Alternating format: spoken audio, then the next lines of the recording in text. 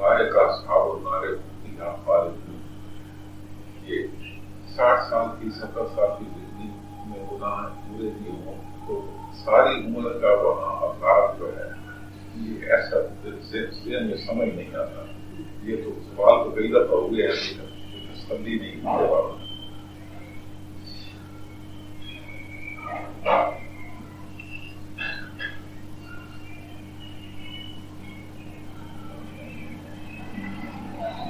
اس سے پہلے آپ دیکھو نا کہ کن لوگوں کے بارے میں کہا جا رہا ہے اولئک اصحاب النار. ان کی زندگی 100 سال کی سے 150 سال باری تعالیٰ کے خود پیدا کر رہا تھا. ساری زندگی آزاد ہوتی پھر بھی وہاں کو زندگی فتح کروڑوں سال کی ہوگی اور دائمی زندگی آزاد ہوگی. اس کے انصاف کے تقاضوں سے کچھ ایسا قریب لگتا ہے. ویسے زبان کو زیب نہیں دیتی مگر کچھ ایسا سمجھتے ہیں کہ 100-150 سال ساری زندگی اس کے اپنے پیدا کی ہوئے بندوں سے خدا ملی رہے. یہ آپ کو سوال جو ہے نا غور کرنا چاہیے. یہ سوال کون سے سوال سے شروع ہوا؟ اس سوال کے پیچھے سوال کرتے کرتے آپ کا سوال یہ ہے کہ کافر یا باغی اس نے بڑی بات ہے 100 سال بغاوت کی ہوگی, اس کی سزا یہ رکھی گئی اولئک اصحاب النار, یہ گناہ آگ والے لوگ ہیں, آگ کے لیے رکھا گیا ان کو, ہم فیہا خالدون, جہاں ہمیشہ رہیں گے آگ. یہ سوال چلا شیطان کی معذولی سے کہ اس کی کروڑہ سال کی عبادت ایک انکار سے ضائع ہوگی. تو چلو جی اگر انکار کیا تو تھوڑا سی اس کو سزا دے دو, اس کو پچھلی عبادتوں کا بھی کچھ صلہ دو. یہ مزاج خالق کے بارے میں سوال ہے. مزاج خالق جو ہے آپ کو مخلوق کے دائرے میں لا کر سمجھ نہیں آ سکتا, کیونکہ مخلوق کے دائرے میں آپ جب تک آپ اس دائرے سے نکلے نا, اس لیے اس سوال کا یہ پیدا ہوا ہوگا, بڑی جگہ پیدا ہوا ہوگا. آپ کے لیے آسانی یہ ہے کہ یہ فکرہ اولئک اصحاب النار یہ ان سے نہیں کی جا رہی بات, یہ آپ لوگوں سے بات کی جا رہی ہے مومنوں سے کہ وہ لوگ, یعنی کہ آپ لوگ نہیں ہیں, وہ جو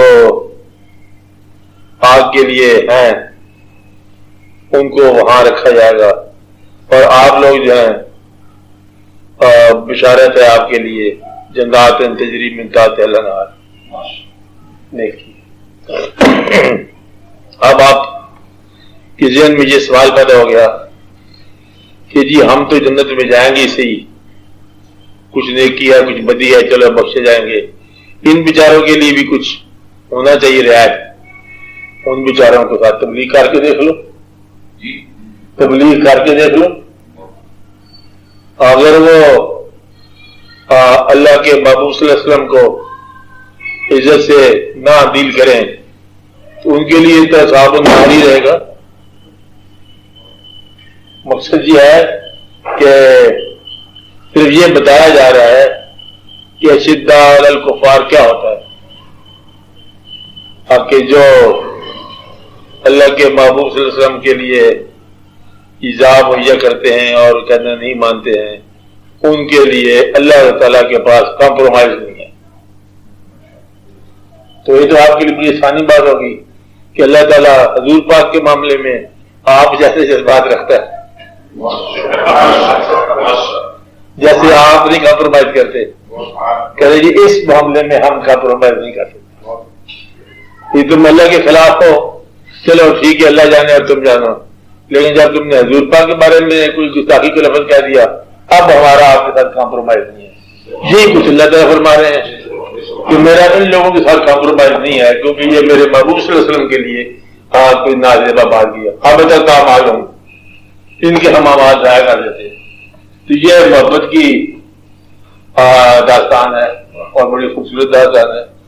اس میں تو گلہ نہیں ہونا چاہیے آپ کو، بلکہ خوشی کا باعث ہونا چاہیے کہ محبوب کی شان میں کوئی گستاخی کرے تو خالق بھی اس کے ساتھ رعایت نہیں کرتا. یہ سوال کا جواب تو یہ بن گیا نا. بیان میں یہی معاملہ تھا شیطان کے ساتھ کہ اللہ تعالیٰ نے شیطان کو پتہ تھا کہ اس آدم علیہ السلام سے ہی پیدا ہونا ہے سارے عروج نے نہ کرنے کا. تو وہ لوگ جو ایک ہی مقام یہی ہے جس مقام پر اللہ تعالیٰ نے آج اس بات کا اظہار کیا ہے کہ اپنی آواز بھی ان کی آواز سے بلند نہ کرو، کہ صوت النبی سے آواز بلند نہیں ہونی چاہیے. تو یہ اللہ تعالیٰ نے آپ لوگوں کے لیے راستہ بتایا ہے کہ پیغمبر صلی اللہ علیہ وسلم سے محبت کا راستہ جو ہے اس راستے پر کمپرومائز نہیں ہے. باقی ہر جگہ کمپرومائز ہے، ہر جگہ رعایت ہے، اس معاملے میں رعایت نہیں ہے. بس ٹھیک ہے، یہ تو بہت اچھی بات ہے. ہاں ہے یہ تو محبت کے عین موضوع ہے بات. اللہ تعالیٰ اللہ تعالیٰ کو نہ ماننے والا کلمہ پڑھ کے جو ہے نا داخل ہو جاتا ہے، لیکن جب اللہ کے حبیب صلی اللہ علیہ وسلم کی گستاخ ہو تو اس کے لیے کوئی پناہ نہیں ہے. وہ سارے اعمال بھی ضائع اور اصحاب النار کی خالدون ہمیشہ ہمیشہ رہے. یہی آپ کا خواہش ہونی چاہیے نا، اور یہ تو آپ کا خواہش ٹھیک ہے. جس فطرت کے اندر جس چیز کی ضرورت ہوتی ہے وہی چیز مہیا ہو جاتی ہے. فطرتی کام ہے نا، کیونکہ کار ساز طاقت ایک ہی ہے. مطلب اگر کسی شہر میں کوئی، اگر آپ یہ دیکھو ایسا حکیم آ جائے جو عام بیماریوں کو ڈیل نہیں کرتا، کہ حکیم ہوں میں خاص بیماری کا، تو سمجھے کبھی وہ بیماری پیدا ہونی ہے. کیونکہ حکیم صاحب آ گئے ہیں اور وہ علاج بھی نہیں کرتے عام بیماریوں کا، ہے بھی حکیم، کسی اور چیز دوائی بنا رہے ہیں. سمجھو جس چیز کی وہ دوائی بنا رہے ہیں وہ بیماری پیدا ہونی ہے. قدرت کے کام ہے.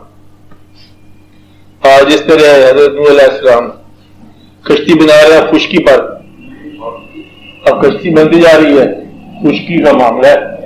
لوگ حیران ہیں کہ کشتی ہے، نہ پانی نہ یا سمندر سے آپ کشتی بنا رہے ہیں، اب کر کیا رہے ہیں؟ اب ان کو پتہ نہیں، لوگوں کو انہیں پتہ ہے کہ ایک طوفان آنے والا ہے، کہ لہذا وہ جو کشتی ہے اس سوال کا جواب ہے جو ابھی سوال پیدا نہیں ہوا. تو ٹریننگ اس کو کشتی بن رہی ہے جواب کی، سوال نے ابھی پیدا ہونا ہے. اس لیے سوال پوچھنے کا موقع ہوتا ہے کہ جس دور یا جس دن یا جس زمانے میں وہ سوال پیدا ہو رہا ہے اسی زمانے میں وہ جواب پیدا ہوتا ہے. لہٰذا سوال پوچھا جائے یا نہ پوچھا جائے، بات ایک ہی ہے ملاقات کی، پھر بھی سوال کا احتیاط ہو جاتا ہے. تو آپ کے سوال سے بات شروع کرتا ہوں. نہ بولو کسی کے ذہن میں کوئی سوال، کیونکہ جب آپ بولیں